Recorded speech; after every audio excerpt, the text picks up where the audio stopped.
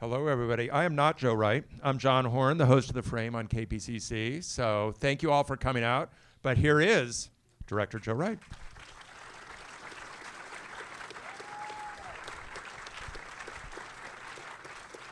Since you guys paid your money, we'll let you have most of the questions, but I'm going to say some things before we start.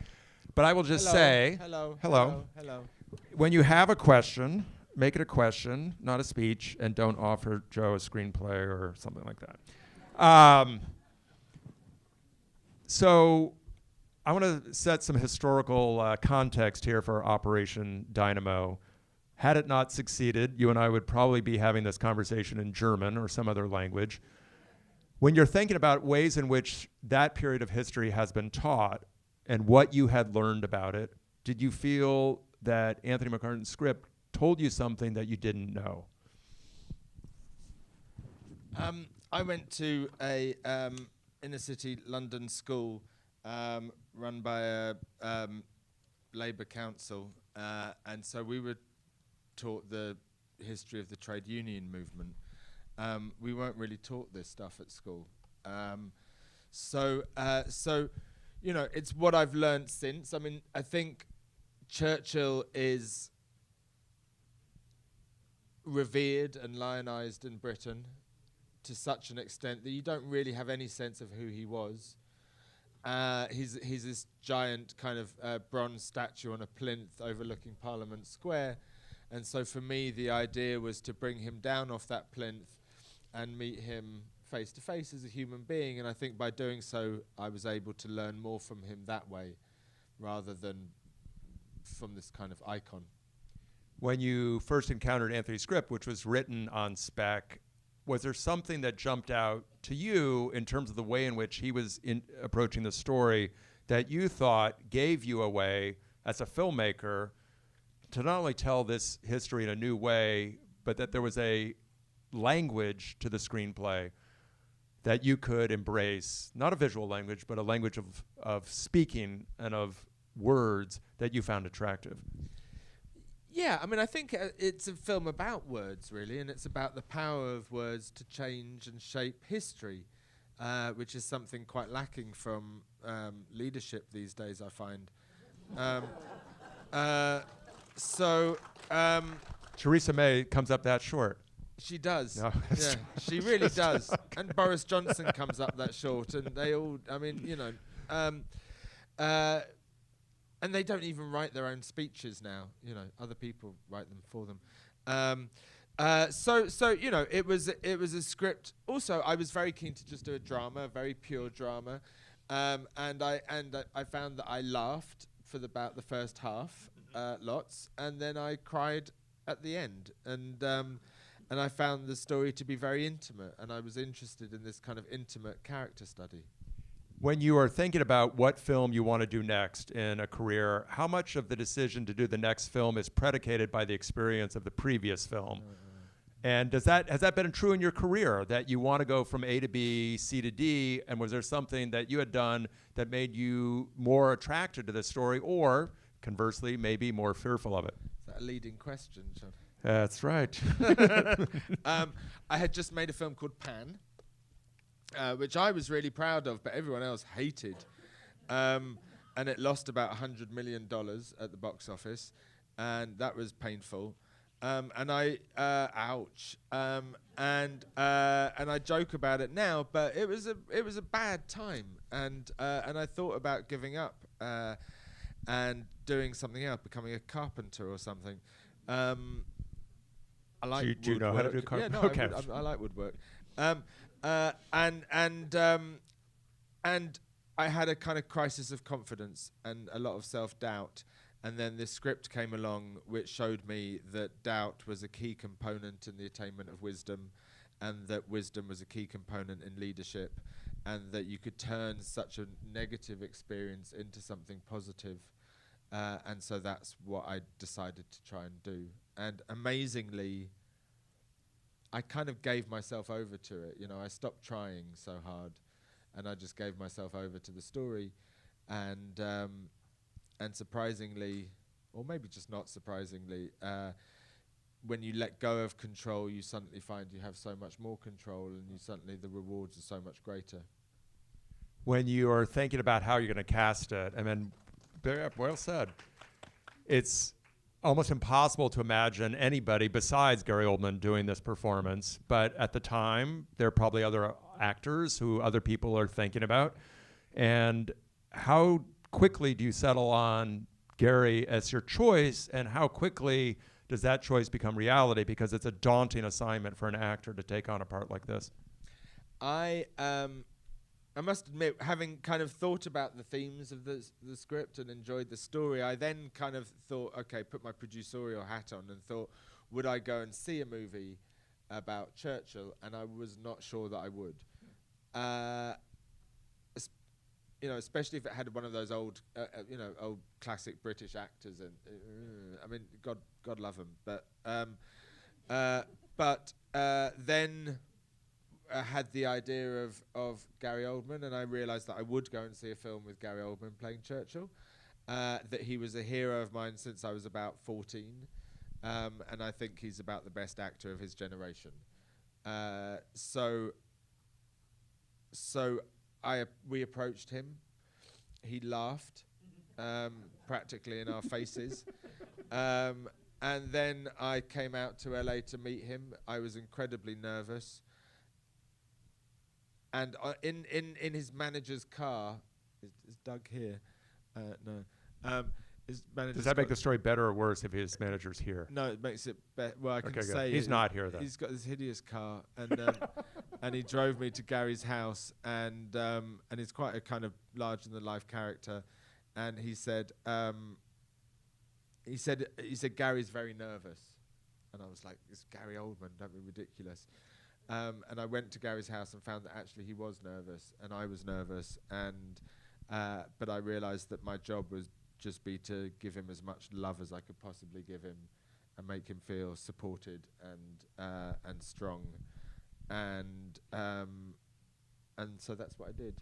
I want to ask you about the first day of filming, when you probably have seen makeup tests, you probably have seen prosthetics and costume fittings, but on that very first day of Gary as Churchill, when he walks on set, do you remember that day and what it was like to see him as Churchill the very first day of filming?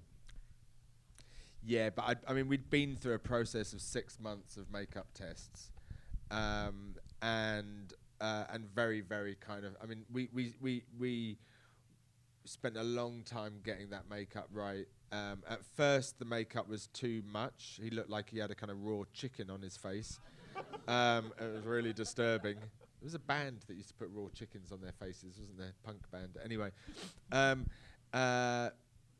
great band. And then we went too little, and in the end we kind of found the sweet spot between him looking enough like Churchill and at the same time we had access to Gary's performance. I do remember though the first day of rehearsals. I always do like four weeks of rehearsals prior to shooting, and the first day was a big table read where all the cast was sat round the table, and Gary, bless his heart, decided to come in full hair and makeup and walked into the room, and literally everyone stood up like they're doing their underground scene. Everyone stood up like it was Churchill just walked in, and then remembered that Churchill was dead, and were kind of confused. It was and the first camera tests were amazing, because you started, with a mid shot, and then you get closer and closer and closer until you found that you could actually shoot him like that, and still the makeup held up. There's no CGI, fixes in it at all. It's all in camera. I want to ask you, before we turn over to audience questions, the timing of the production in relation to Brexit and the US elections, and how that changed the way in which the movie was going to be received inevitably, but the way in which it changed your view of the story as you were telling it and as you were making the movie. I came on board in January 2016, and so there was no Brexit, there was no Trump. And also, let's not just, it's also, we're talking about the French elections, where Marine Le Pen, got closer than the National Front leader ever had. Also, the Dutch elections were terrifying this year. I don't know if there's any fascists in the audience, but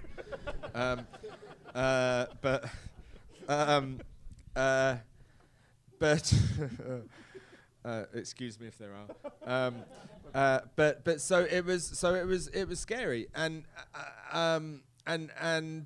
I tried to add lines to the script that were more pointedly referencing contemporary politics.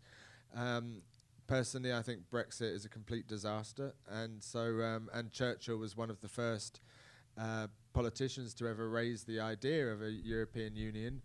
And so in the scene where he's in the aeroplane and he's looking down at the refugees, I had him say a line about, we must form a European Union to stop this, or something, expositional like that.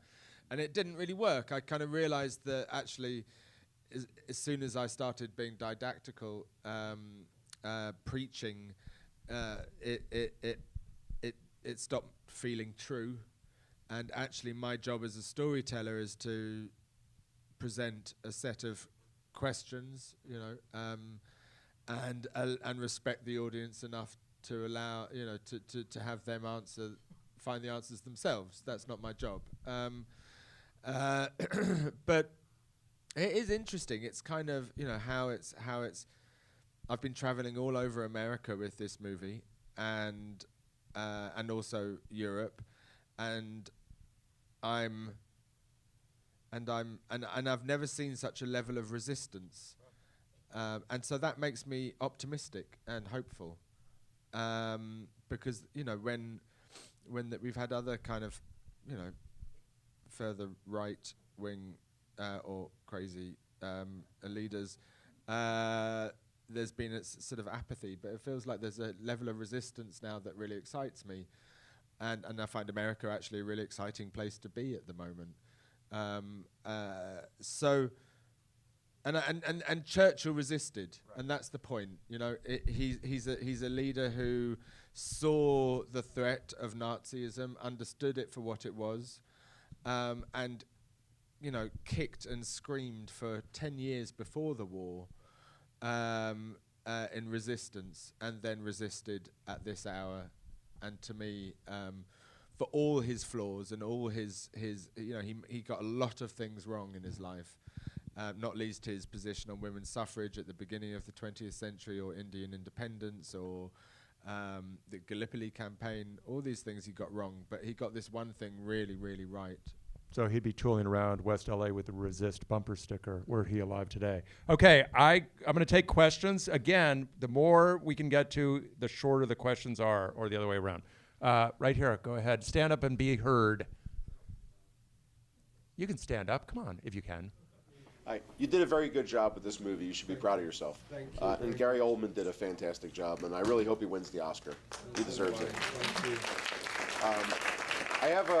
I feel weird standing up. Sit down, okay. Sit down. He's the director. But I have a question about it. It's interesting watching this movie right around the same year that the movie Dunkirk came out. Was there anything, did you have any conversations with the production of Dunkirk to know the timing of this film? I called Chris up and I said, Chris, what are you doing, mate? Have you not seen Atonement? Can't believe I just said that. We did not know about. I mean, it was odd. We didn't know about Dunkirk, and we didn't know even about The Crown when we started pre-production on this movie. And then we were too far in to turn back when we heard about Dunkirk. I was nervous, I must admit, and I did discover. I asked around and discovered that there is not a Winston Churchill in the film, so that was a big relief, that it wasn't going into the kind of politics of the situation. And I avoided seeing the film because I was worried that I'd be sort of contaminated by it or just jealous or something. And then I watched it when I'd finished Darkest Hour, and I thought it was brilliant. And I think it's a great piece of filmmaking, and I think they probably complement each other nicely. I think that's going to be a good double bill somewhere sometime. But I'm always just delighted if there's a good film. I want films to be as good as possible, everyone's films to be as good as possible, because then you, the audience, will go and see the films. Going to the cinema will be something you want to do, and then that's all good for the industry. So as many good films as possible, and I think Dunkirk's a really good film. There was somebody in the way back. I'll take, way back there in the hat, I think. Yes, thanks. Joe, first of all, that was masterful, really masterful. Thank you. To what extent was the very important character of Churchill's secretary fictionalized? She's a real person. She's Elizabeth Leighton was a real person, and she wrote a book about her experiences working with Churchill. There were many Elizabeth Leightons, though. He had many secretaries, and they were often held on a kind of rotation right through the night. He was such a lunatic, he'd kind of suddenly wake up in the middle of the night and demand a secretary to take a memo.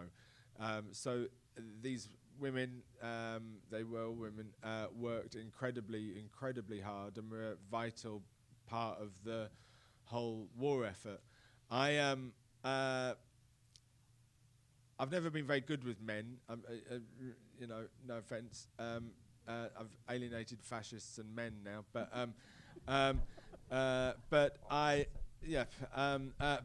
I've made a lot of female-centric movies, and when this script came in, the role of Elizabeth wasn't as strong, and the role of Clementine wasn't as strong, and although I wanted to make a film that was more male-centric to see how that might be, I've done it, I'm over it.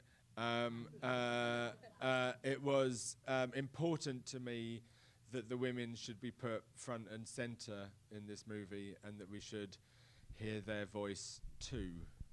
Speaking of women, let's get a question from a woman. Right here, go ahead. Having seen Dunkirk this year, and your film is great, I think that it really came out at a good time, because for people that didn't know about those boats and the populace was going in and saving Dunkirk was really amazing. My question to you is, I thought Kristen St. Thomas's Clementine was great. Did you consider anybody else besides it? No. The question was, who else was considered for Clemmy besides Kristen Scott Thomas? Yeah. No, Kristen was the only person that I wanted, and I was really dogged about it. I really liked the idea that Clementine was way out of Churchill's league, which she kind of was. She was a very beautiful woman, and he looked like a pig. And she adored him. And it's a kind of idealized relationship. It's kind of what I would like my relationship to be like in a way. So there's a bit of wish fulfillment there for me, especially in that grey dress.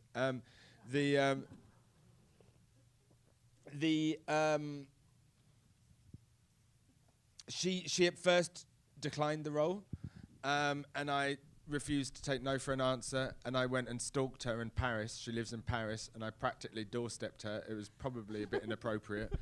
So either yes or a restraining order? Yeah. Basically, and I persuaded her to come to a cafe called Café de Flore with me, and it sounds worse than it was. It wasn't that bad. And I sort of told her why I thought she should play the role, and finally, after about an hour and a half, she looked down and said, Clementine had very elegant ankles, and I thought, I've got her. As soon as she started comparing her own ankles to that of the character, I thought she's in. And so, but I did work on the script to make sure that the role was up to the actress. We have time for more, so I'll go right here. Yes, you. Go ahead. The subway scene, did that actually happen, or is that a metaphor? A metaphor, I like that. The subway scene did not happen. I'm sorry to say. It's a kind of conflation. When you're dealing with such a short period of the war and of Churchill's life, we had to try and bring in, there were elements that I wanted to bring in from the rest of his life and experience in the war. He was constantly watching the polls at this point, and what he saw in the polls was that the populace, and in particular the working class, God bless us, were supportive of fighting on, and that they had, it's interesting the way the upper classes were less supportive, but but the working classes were very supportive of fighting on, and so it's a kind of a dramatization of that. He also did used to go AWOL, and literally his security and driver and secretaries couldn't find him for hours, had no idea where he was, and then he'd pop up sort of somewhere, often after during the Blitz. He'd be found kind of wandering around the bomb sites and meeting people, taking their counsel. He cried a lot in public as well, so the tears are kind of he was a soppy bugger, but I think that made him even more human, really. You know, people loved him for it. Up close. You want? Yeah, go ahead. Ryan, you could talk about the empathy that you found in his character, and maybe you thought about politicians who have a desire for something to happen rather than businessmen who think politicians. The question was about empathy and about politicians who have a desire to make something happen as opposed to businessmen who are, I think you get the rest of the sentence. I don't really like method actors, but I am a bit of a method director. In other words, I have to kind of imagine my way into the point of view of that character, and then I try and express it from their point of view. So I often end up feeling like I am the person that I'm presenting, if you like. Which is nice when you're I get to be Elizabeth Bennet. But yeah, so if that's not too grand a statement to say about Churchill, I did empathise with him greatly, especially, as I was saying, the moments of doubt that he experienced, and his sensitivity. Churchill was a career politician. He was 50 years in Parliament. He went into Parliament in his mid-20s, and he was there until his early 70s. He was there a very, very long time, and he believed passionately in the process. He dedicated his life to the process, and so that I find quite different from certain people today. We have probably time for two more questions. So is there a backbencher? I see white shirt, the very back bench there. The use of the actual war scenes was very minimal. Was that always by design, or were there more in the script or less in the script? It was so effective and so powerful. And yet Did everybody hear the question? About the use of war scenes and keeping it relatively minimal. Yeah, it was minimal because we couldn't afford more. But what I find really interesting in my job is that limitations kind of liberate me. So although I push for things like building the Commons chamber, the Parliament chamber, as a set, and that's an expensive set, and blah blah blah. I find that sometimes. So, as an example, the film, as you know, is set in May 1940, which is the hottest May on record, and yet we were filming in November, December, and January. So I had this problem with how do I get across the sense of the heat when I wasn't able to shoot anything outdoors, or at least nothing in the green parks of England or whatever. And what I discovered was that limitation allowed me to kind of generate an aesthetic which was about small rooms and claustrophobia, dark small rooms, and then these hot beams of light coming through the windows expressing the heat outside. The war stuff itself, that was literally all we could afford. And so I had to be very, very focused on what it was I wanted those shots to do and what I wanted to express with the tools that I had. And so it really focuses the mind and makes you kind of become more economical. I found, especially in something like my experience with Pan, for instance, where you had all the money in the world, you do whatever you like, and you kind of, it's sort of the options paralysis sets in, really, and you find you've got all of these tools, and so I kind of like that process. Maybe we'll do two more. You and then you. You'll be our last two questions. Go ahead. This might be an ignorant question, but I was recently informed, like 6 hours ago, that Churchill was considered like a psychopath and like super bipolar. Does that influence the way? Because I think, you know, these days our definition of mental illness is very different from how it was in the 40s. Do you know what I mean? I mean, Freud was, you know, sort of, you know, reasonably new in the 40s. You know, I mean, not new, but it's like, so we still thought, you know, split personality disorder was sort of being different people. So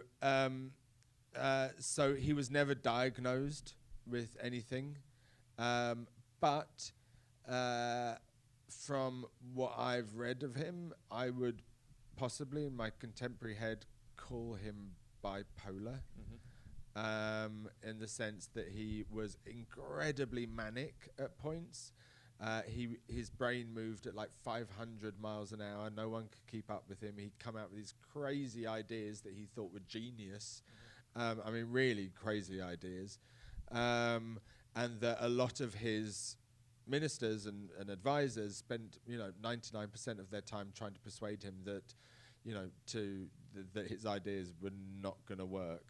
And then he'd come up with a genius idea like the boats at Dunkirk, you know. So I would, and then he'd have these crashes, these huge depressions, which he called his black dog. So the black dog's upon me again. So it's kind of, you know, yeah, I would say he's most likely bipolar and high functioning alcoholic.